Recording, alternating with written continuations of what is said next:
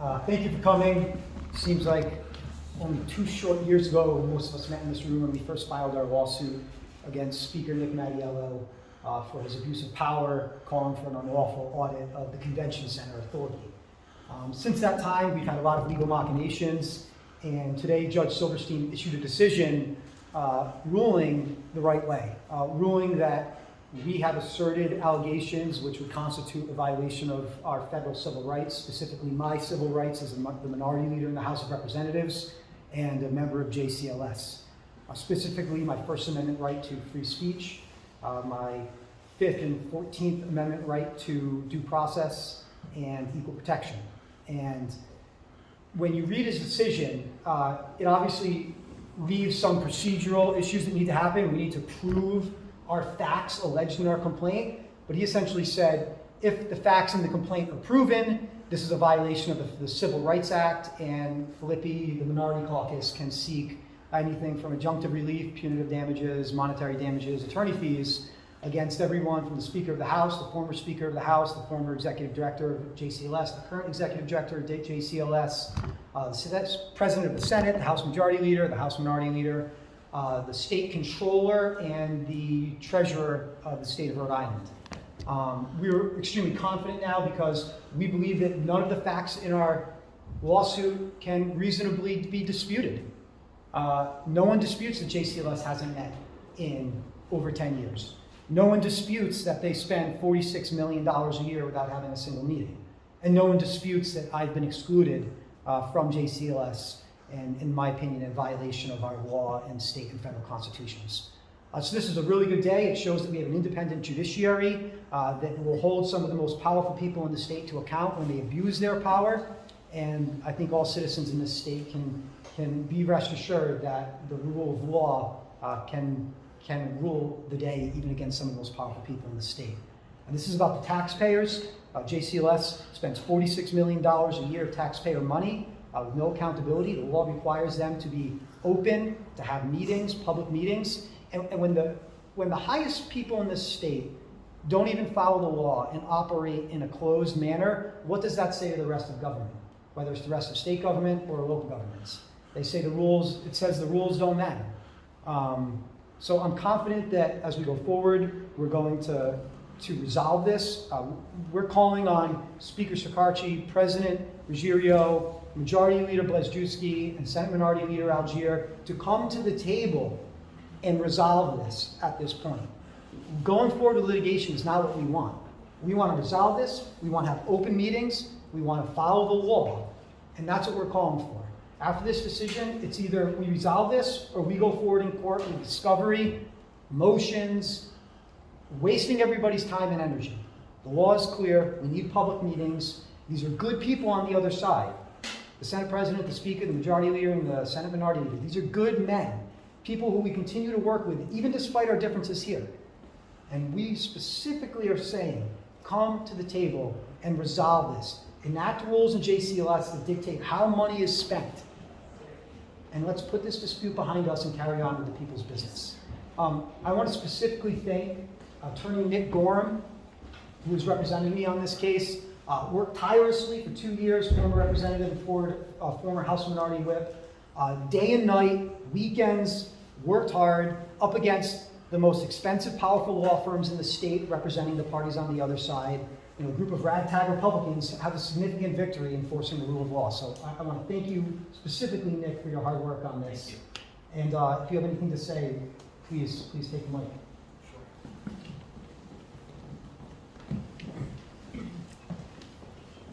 I think Rhode Island is much better served when we have a robust two-party system, and that's one of the things that was at stake here. Because if you read the judge's decision, one of the reasons that Minority Leader Filippi alleged that he was excluded from the JCLS is that he was an outspoken member of the minority party. Outspoken members of the minority party are good for the state. It's good to have a robust two-party system. And when they're kept out of meetings that by law are supposed to include them, that's a problem. And what the decision means is that we have the right to go forward with this lawsuit. They trivialized it to just a motion to amend, but the judge said right in his decision, if you read it, that motion that they opposed, the motion to amend, is tantamount to a motion to dismiss. So this case, I believe, will go forward unless, as the leader very eloquently stated, unless they sit down and get something worked out, which I don't think will be very hard at all. And there's a very good reason for that. The JCLS used to meet in public. When I was up here as minority whip, they met in public. They kept a transcript of the dialogue that they had with each other. So I don't think that Leader Filippi is asking for anything extraordinary at all. This is something that it's been done before and it worked well. So I just want to thank the leader for his confidence in me. And I also want to thank the independent Rhode Island judiciary, and in particular, Judge Silverstein, who gave us the opportunity to be heard and fully vet this case before he made a decision. That's much appreciated. Thank you. And I also want to thank our minority caucus, Representatives Nardone, Roberts, Chippendale, Representative Quattrochi, Representative Price, Representatives Place, and Representative Newberry, who can't be here today. But we stand tall because we stand together. I'll take any questions. Speaker, Leader, either through negotiations or litigation, what is the ideal end game for you in this? What does it look like? Whatever it takes to vindicate the taxpayers' rights, to have the law followed, and to know how their money is being spent. I would prefer negotiations, but if we cannot sit down and resolve this in a way that vindicates the taxpayers, we're prepared to go forward and have discovery and litigation. But I don't think there's too much left to litigate, because no one disputes the facts that form the basis of our complaint. Which is they haven't met for a decade, so it begs the question, why now? Why is it taking you or the GOP so long to go after the legislative leadership over JCLS meetings? It's been 10 years. I don't speak for former minority leaders. I don't. I became the minority leader 4 years ago, actually three years ago, and it was 2 years ago that we filed this lawsuit. Before filing that lawsuit, we tried to resolve it, we couldn't. I can't speak to what former minority leaders did. I know they worked hard. Litigation isn't the first step in resolving disputes. It's the last step. Unfortunately, it had to go that far. And I know the prior minority leaders, specifically Representative Newberry, he worked, he tried to get this resolved. Unfortunately, it didn't happen, and the last step is litigation. So is it as easy as just saying, let's meet? And what's been the explanation as to why you can't just meet? I mean, there's been a smorgasbord of explanations. There's been, we'll meet when the new speaker comes in. And then they say, no, we can't meet while your lawsuit is pending. Dismiss your lawsuit and all your claims, so you can't bring them again. They're dead, and then we'll meet. It's as simple as meeting and developing rules that deal with the spending of money in this state. Money, office space, parking space, pens, pencils, contracts, refurbishing the building, $46 million a year. We need to have rules and processes that are followed for how that money is spent. What's the last thing that the speaker told you when you asked for just that? Which speaker? The last speaker that you talked to about. The former speaker threw me out of his office. The current speaker was an absolute gentleman. Said, Blake, I understand. While your lawsuit is pending, I don't feel comfortable having a meeting. I disagree with his position on that. I believe that we should be meeting despite the lawsuit. Litigants should always try to resolve their problems, whether it's through mediation, arbitration, or just sitting down as two colleagues and working together. So I disagree with them that they don't want to meet while this lawsuit is pending. I think this decision may change that analysis. I'm hopeful it does. But I will say, despite these differences, we have worked and we continue to work on complex issues that affect the people of this state. So why am I so confident that we can sit down and resolve this? Because despite this litigation, we have worked together as Democrats and Republicans on core issues that affect this state without this affecting our ability to do that. Speaker Filippi, That's a Freudian slip, I appreciate it. Speaker Filippi, two-parter. First of all, the notion that negotiations can't be entered to, isn't that a canard? I was in court this morning covering a case, and midway through the actual trial, the judge broke and people walked into another room and attempted to settle. So isn't that Isn't that, in a sense, victim shaming? Listen, I try not to question people's motivations. Mm-hmm. I firmly disagree with their position that we can't meet because of the pending litigation. I represent clients. I would never say that to a client. Don't try and resolve this because there's a pending lawsuit. You should be working to resolve things right up until the jury comes back with a verdict.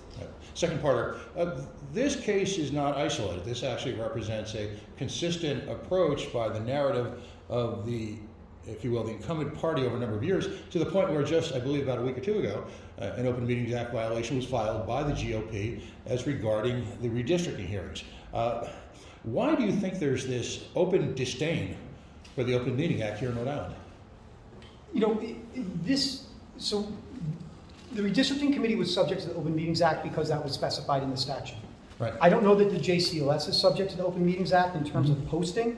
Right. Certainly, it's subject to its statute, the statute that birthed it, which said the JCLS must make decisions. Right. How we operate is up to the rules that we adopt Right. in JCLS. And so we're encouraging our members to adopt rules that are clear, promote open government, and the rule of law. In fact, let me amend that then just a little bit. I'll say it's the spirit of the Open Meetings Act, where there's a consistent attempt to operate behind closed doors. There were allegations made in just the hearings the other day that there was literally a room in the basement where a reporter was not allowed to go because there were negotiations going on contrary to, well, the Open Meetings Act. I'll speak to JCLS. Mm-hmm. $46 million a year is a lot of power. It's a lot of power to hire, fire, reward, punish. Mm-hmm. That's what JCLS can be used for when it's operated behind closed doors. I'm sorry, I want to spread it around. Does any? Brian. Well, that kind of leads to my question. Apart from the convention center audit that kind of spawned this and the spending, what else, do you know of anything else that kind of went under the radar without oversight over the last 10 years and you just don't know? It should have been under JCLS. Yeah, it's like, it's what you know and what you don't know. Like, I don't know what I don't know. I know they're spending $46 million a year, and I really don't know what it's spent on. I know some things that it's spent on. I know when the new speaker came in, there was a string of terminations and new hires, even new legislative counsel down that drafts our legislation.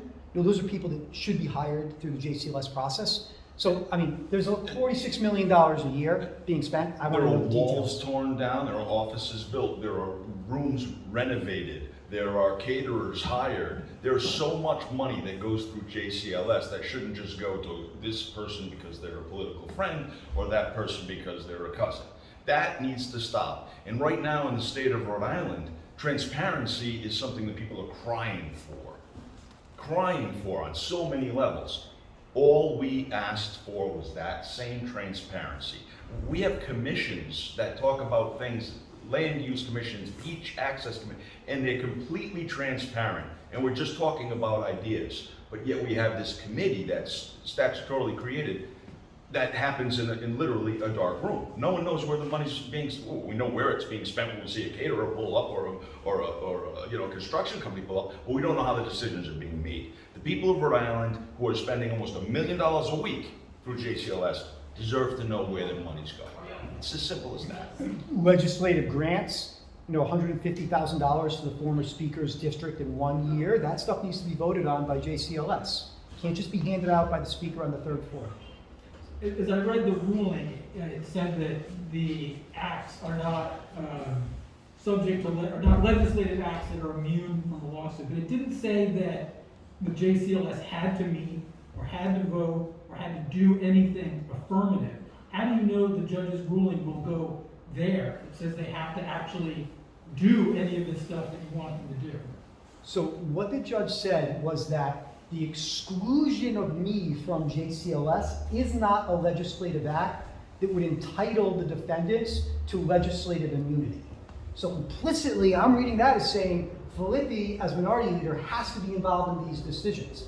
I don't know that the judge is going to set forth rules that the JCLS must follow. I think the JCLS must put together rules, and then the judge has to say, yes, those are sufficient. I don't think the judge is going to write the playbook, but the judge is going to rule on the playbook. The JCLS needs to write. That speech and debate clause that you're referencing, any concern on your end that your lawsuit is actually weakening the very protections you have as a lawmaker? Well, this is under federal law, right? So there's a long precedent of state constitutional protections, speech and debate clause, not being immune, can't be used to prevent the litigation of violations of federal constitutional rights. So you have a state constitutional protection which protects members in this building from state law, state tort actions, state whatever, but the federal constitutional violations can be brought in despite speech and debate clauses, sorry. Can I just add to Despite, that? yeah, please, and The despite speech and legislative. debate clause Come is- to the microphone, please.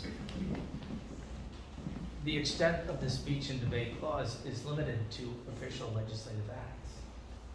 And that's why, as Leader Filippi just, here I go. As Leader Filippi just said, exclusion is not a legislative act. Or just ignoring or just doing nothing is not a legislative act by its very nature. So that may get fleshed out a little more, but I thought the judge had it perfectly right in his decision.